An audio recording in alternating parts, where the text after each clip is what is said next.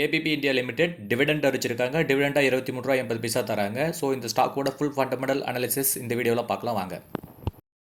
Market capital 1,39,107 கோடி ரூபாய். Current price 6,561 ரூபா.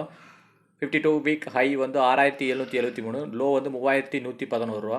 Stock PE 111, book value 281, ROCE 30.5, ROE 22.9, face value 2, dividend yield 0.36%, டெப்ட் of equity 0.01, டெப்ட் வந்து 41 கோடி.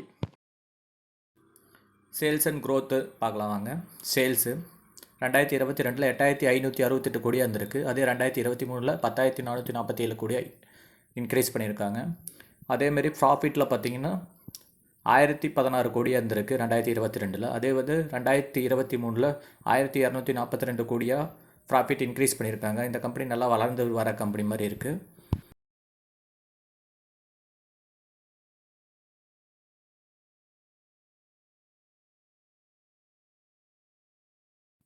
ஏபிபி இந்தியாவோட ஷேர் ஹோல்டிங் பேட்டர்ன் பற்றி பார்க்கலாம் வாங்க. ப்ரொமோட்டர்ஸ் ஹோல்டிங் 75%, எஃப்ஐஎஸ் வந்து 10.18%லேருந்து 10.72% இன்க்ரீஸ் பண்ணியிருக்காங்க. டிஐஎஸ் வந்து 7.37%லேருந்து 6.92% குறைச்சிருக்காங்க.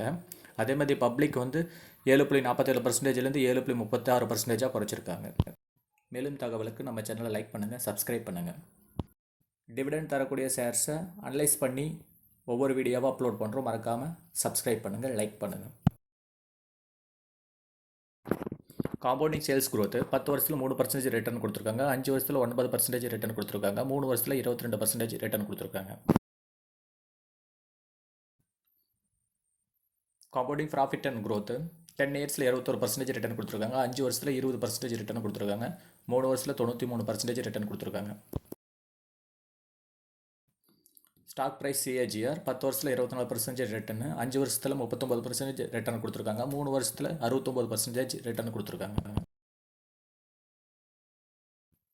ரிட்டர்ன் ஈக்விட்டி 10 வருஷத்தில் 13% ரிட்டர்ன் கொடுத்துருக்காங்க. 5 வருஷத்தில் 14% ரிட்டர்ன் கொடுத்துருக்காங்க. 3 வருஷத்தில் 18% ரிட்டர்ன் கொடுத்துருக்காங்க. மேலும் தகவலுக்கு நம்ம சேனல் லைக் பண்ணுங்கள், சப்ஸ்கிரைப் பண்ணுங்கள்.